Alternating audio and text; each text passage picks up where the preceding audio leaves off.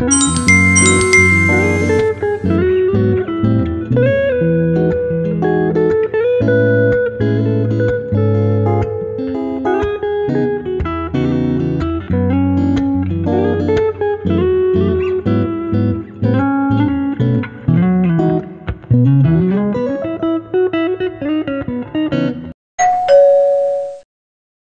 kemudian untuk pengisian PIB, buka pertama aplikasi PIB, masukkan password yaitu PIB, lalu klik enter, kemudian ke file, setelah ke file, new, lalu klik open, buka tab baru,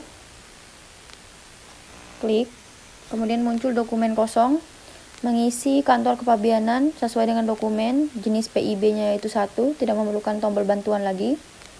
Jenis impornya 1 untuk dipakai, cara pembayarannya bisa lainnya karena tergantung dokumennya. Lainnya ketika transfer maka menggunakan lainnya, tapi ketika biasa atau tunai akan menggunakan kode nomor 1.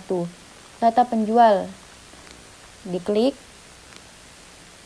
mengisi data, alamat siapa yang akan menjual barang ini, yaitu pengirim, kemudian negara mana, kemudian alamat secara jelas. Lalu kemudian statusnya bisa berupa LAI, MITA, atau AEO. LAI biasanya lainnya, status importirnya bisa jadi itu importir baru. Kemudian ketika status importir MITA berarti itu sudah diprioritaskan oleh pemerintah setempat. Kemudian jangan lupa mencentang NPWP pemusatan, lalu pemilik barang, kemudian mengisi cara pengangkutan. Seperti biasa, pengangkutan yang dilakukan yaitu secara laut, nomor 1, menambahkan sarana pengangkut, nomor voyek, lalu kemudian benderanya sesuai dengan pengangkut, sarana pengangkut yang tertera di dalam dokumen pendukung. Kemudian perkiraan tanggal tiba. Sama seperti proses ekspor tadi, 1 minggu setelah pengisian PEB atau PIB, maka perkiraan tanggal tiba itulah yang diisi dalam pengisian PIB. Lalu kemudian mengisi pelabuhan muat, setelah pelabuhan muat mengisi pelabuhan tujuan. Setelah pelabuhan tujuan beralih ke dokumen-dokumen pelengkap PIB. Klik F6.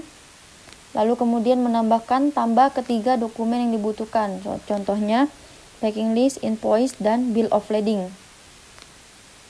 Kemudian disimpan. Lanjut ke tempat penimbunan. Itu bisa dipilih sesuai dengan dokumen ataupun kesepakatan di antara kedua belah pihak ataupun yang mengurus barang, founder yang mengurus barang. Menambahkan valuta menggunakan apa, mata uang apa, US dollar atau apa.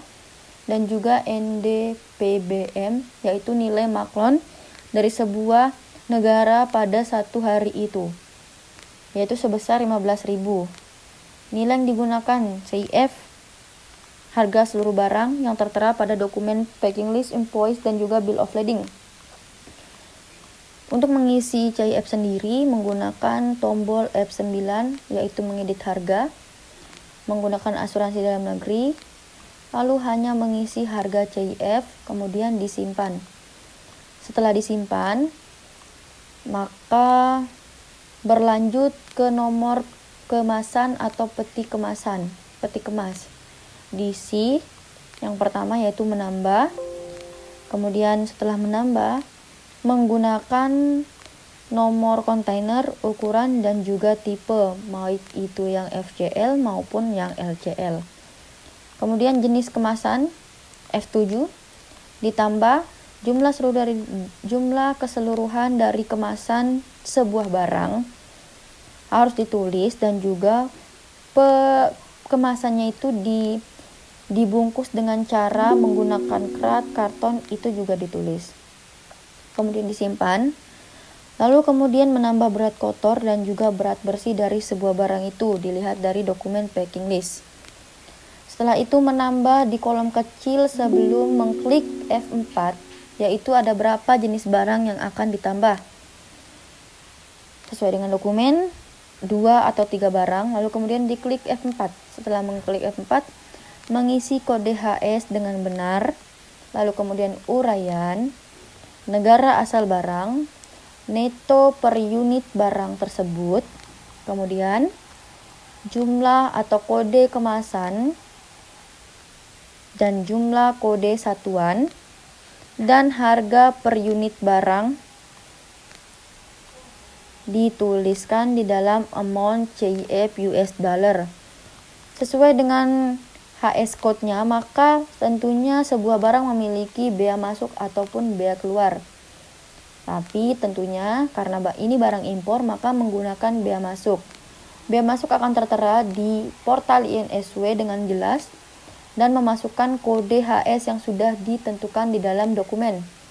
Contohnya dalam dokumen ini 5% BM-nya, kemudian tidak dikenakan VPN, tapi dikenakan PPH, yaitu sebesar 2,50%. Kemudian mengisi jenis transaksi, yaitu kita tambah, lalu kemudian menambahkan jenis transaksi, NTR atau nota transaksi lainnya. Kemudian keluar, jangan lupa diisi kalau barang ini adalah barang baru. Begitu juga dengan halaman yang kedua untuk mengisi kode barang yang kedua. Lalu dengan secara otomatis jenis pungutan, dibayar, ditanggung, ditunda, dan tidak dipungut serta dibebaskan itu akan muncul secara otomatis ketika sudah mengisi detail barang di F4 tadi.